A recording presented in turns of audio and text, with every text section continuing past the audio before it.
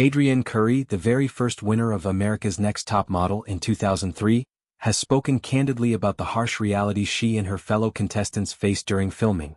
In an exclusive interview, she described conditions that included chronic hunger, deliberate sleep deprivation, and what she called psychological warfare, orchestrated by producers. These revelations come as Netflix prepares a docuseries examining the long-running reality show created by Tyra Banks. Curry, now 43, recalled entire days passing without proper meals. Production would not feed the models until 3 or 4 in the afternoon. I had lost so much weight when I was there, she said. We weren't eating properly. When she finally returned home, her grandmother was shocked by her appearance. Your face is sunken and you look like a skeleton. As the competition progressed and contestants were eliminated, the set itself was dismantled. The kitchen was shut down, leaving the remaining women unable to prepare their own food. We were starving every single day, Curry remembered. Wow. I've never been more hungry. Sleep was another weapon. Elimination scenes often stretched until 2 in the morning, only for the women to be woken again at 5:30 a.m. The constant exhaustion, Curry claimed, was intentional. The sleep deprivation that was purposely happening, there was a lot of ST going on like that. She also described on-the-fly interviews in which producers planted seeds of drama. They're asking you questions and they're planting the seeds like, so you think this chick here has an eating disorder? They were king with you openly. At the time, reality television operated without the stricter rules and regulations that exist today.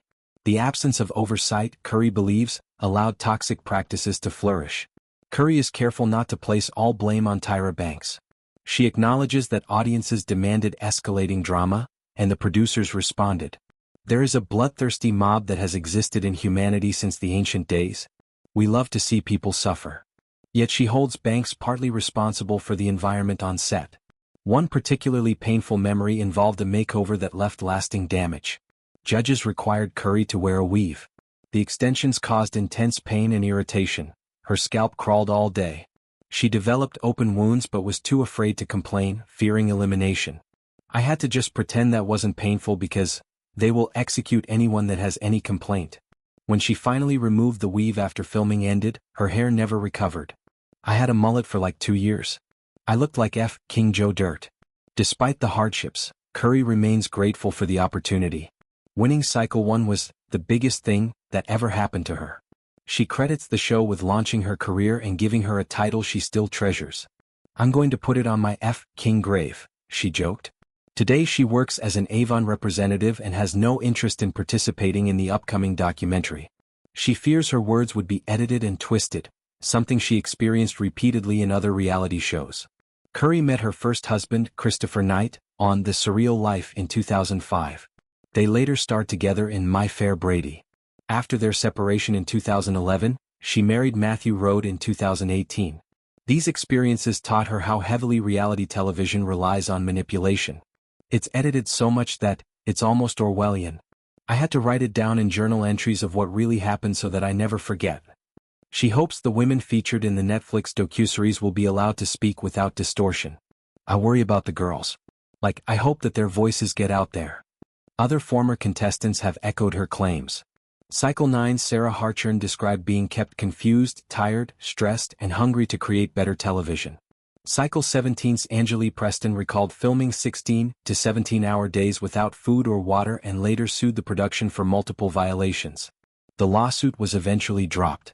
When clips of problematic moments resurfaced online, Banks addressed the criticism. In 2020 she wrote that she agreed some past choices were insensitive. In 2025 she admitted, "Did we get it right? Hell no. I said some dumbest tea." She has also teased the possibility of a new, politically correct version of the show. Curry suspects the documentary is strategic. I think if in a year, they came out with the new politically correct top model, I wouldn't be shocked at all. She believes Banks and her team waited for public anger to subside before speaking. Tyra Banks' PR team is brilliant. This is all strategically planned. Still, Curry harbors no lasting resentment. I should be sitting over here hating her, but I don't. I tell her I forgive her. I'm so grateful for anything that I did get. She added a humorous caveat, but I wouldn't trust her to look after my kitten or something. Her perspective is nuanced. She recognizes the show's flaws, the real harm caused to participants, and the cultural appetite for drama that fueled those flaws. At the same time, she values the platform it gave her and the lessons it taught her about resilience. The title America's Next Top Model remains a badge of honor, even if the path to earning it was grueling. The upcoming Netflix series will likely spark renewed conversation about accountability in reality television. Curry's account adds a first-hand, unfiltered voice to that discussion. She has chosen to speak now because the moment feels right, not out of bitterness but out of a desire for honesty. "I'm happy, man," she said. "And you know what would make me really unhappy? Looking on the TV and seeing an interview with myself that's been butchered.